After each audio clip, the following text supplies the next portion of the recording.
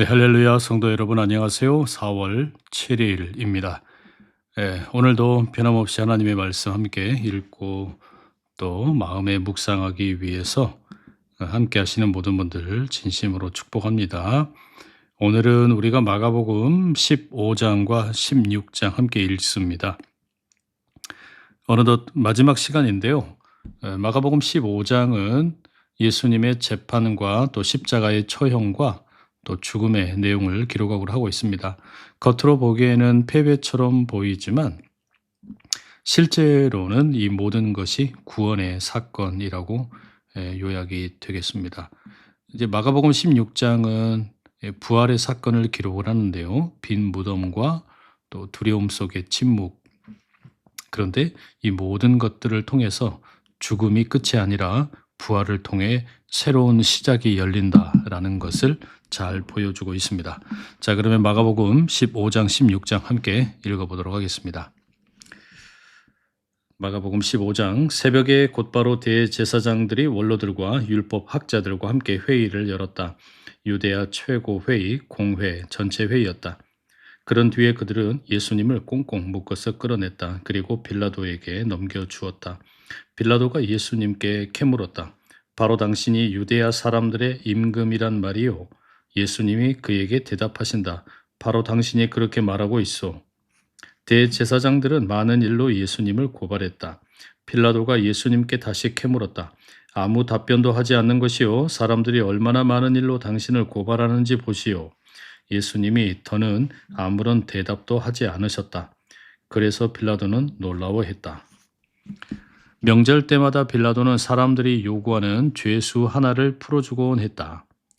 바르아빠라고 하는 사람이 밀란을 일으킨 사람들과 함께 감옥에 갇혀 있었다. 그들은 밀란에서 사람을 죽인 적이 있었다. 무리가 올라가서 자기들에게 해주던 대로 해달라고 요청하기 시작했다. 빌라도가 그들에게 대답하며 말했다. 유대야 사람들의 임금을 여러분에게 풀어주기를 바라시오. 시셈 때문에 대제사장들이 예수님을 넘겨주었다는 것을 빌라도는 알아차리고 있었던 것이다. 대제사장들은 무리를 부추겨 오히려 바르아빠를 풀어달라고 하게 했다. 빌라도가 다시 그 말을 받아서 물었다. 그러면 여러분이 하는 말로 유대야 사람들의 임금이라 하는 이는 내가 어떻게 해주기 바라시오? 그들이 다시 소리쳤다. 그를 십자가에 매다십시오. 빌라도가 그들에게 물었다. 그가 무슨 나쁜 일을 했다고 그러시오? 그들이 훨씬 더 크게 소리쳤다. 그를 십자가에 매다십시오. 그래서 빌라도는 무리의 마음에 차도록 해주려고 그들에게 바르아빠를 풀어주었다. 그러고는 예수님을 채찍으로 때리게 한 다음에 넘겨주었다. 십자가에 매달리시도록 한 것이다. 병사들이 예수님을 궁정 곧 프라이토리온 총독 공관 안쪽으로 끌고 들어갔다. 그러고는 부대 전체를 불러 모은다. 예수님께 자주색 옷을 입히고 가시 왕관을 엮어서 씌운다. 그러고는 유대야 사람들의 임금님 만세 하고 인사하기 시작했다. 예수님의 머리를 갈대 막대기로 때려대고 예수님께 침을 뱉어대고 무릎 꿇어 절을 해댔다. 다 놀린 다음에 자주색 옷을 벗기고 예수님의 원래 겉옷을 입혔다. 그러고는 그들은 예수님을 끌고 나간다. 예수님을 십자가에 매달려는 것이다. 그런데 그들이 지나가는 어떤 사람을 강제로 멈춰 세운다. 그는 시몬이라는 키레네 사람으로 시골에서 오는 중이다. 곧 알렉산더와 루포의 아버지이다. 그들이 그 사람에게 예수님의 십자가를 메고 가게 하려는 것이다. 그들은 예수님을 골고다라 하는 곳으로 데려간다. 골고다는 번역하여 옮기면 해골 모양의 장소라는 뜻이다. 그들은 예수님께 모략 섞인 포도주를 드렸다. 그러나 예수님은 받지 않으셨다. 그들은 예수님을 십자가에 매달고 예수님 옷을 여러 몫으로 나눈다. 누가 어느 몫을 가질지를 두고 제비를 뽑는다. 그들이 예수님을 십자가에 못 박아 매단 것은 오전 9시였다.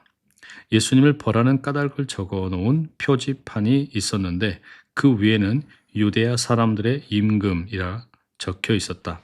그리고 그들은 예수님과 함께 강도 2명을 십자가에 못 박아 매다는데 한 명은 오른쪽에 또 한 명은 왼쪽에 매단다. 지나가던 사람들이 자기들의 머리를 흔들어 대며 예수님을 모독했다.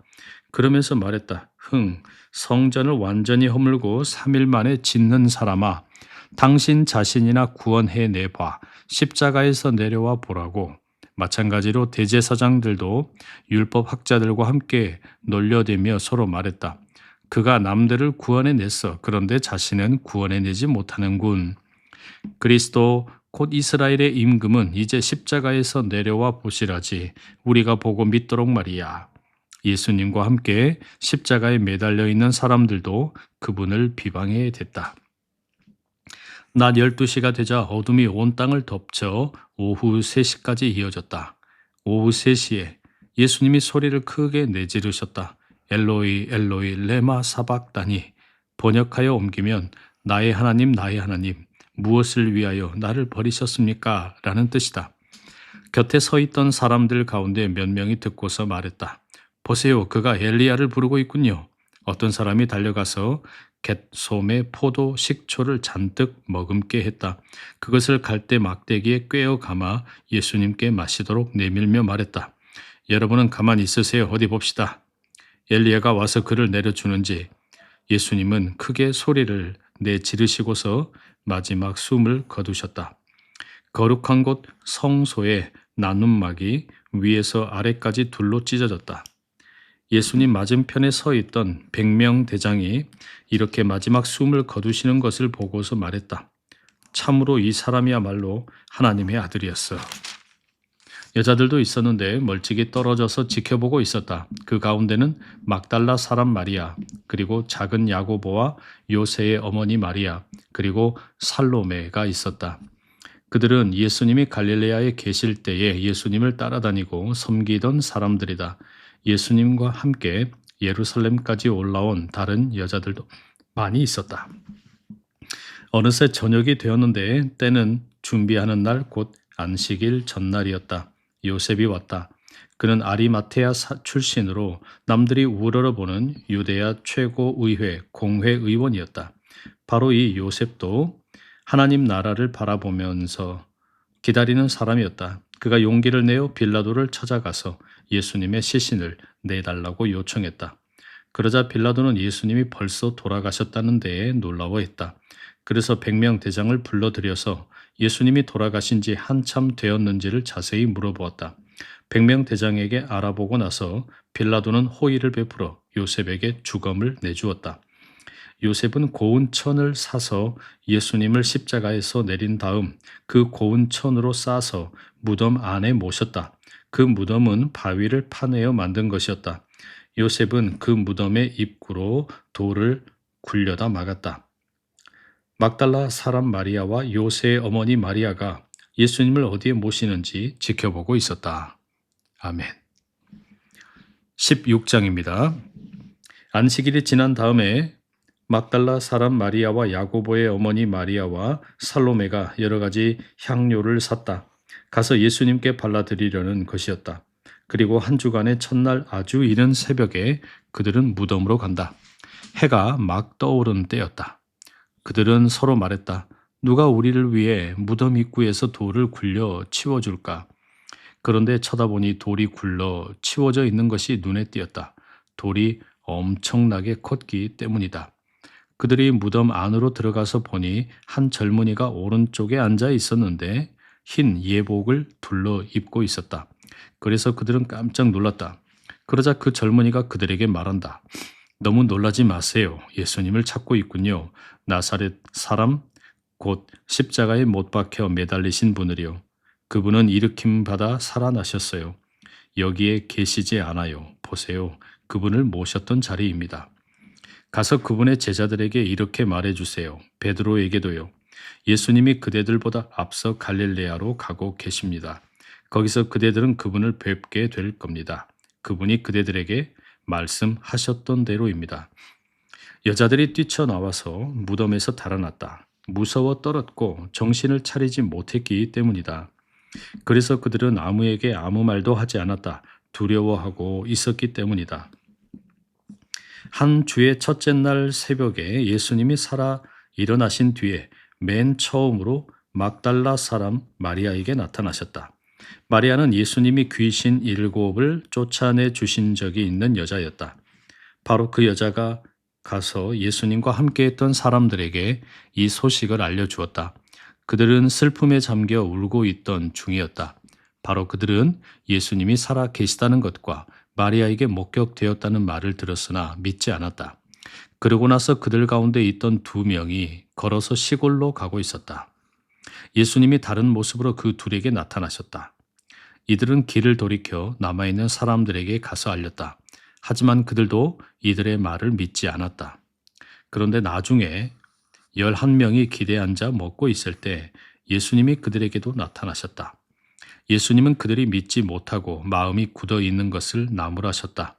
예수님이 일으킴 받아 살아나신 것을 목격한 사람들의 말을 믿지 않았기 때문이다. 예수님이 그들에게 말씀하셨다. 온 세상 어디든지 가서 모든 창조물에게 복음을 선포하여라. 믿고 세례받는 사람은 구원받고 믿지 않는 사람은 죄 있다고 판결받을 것이다.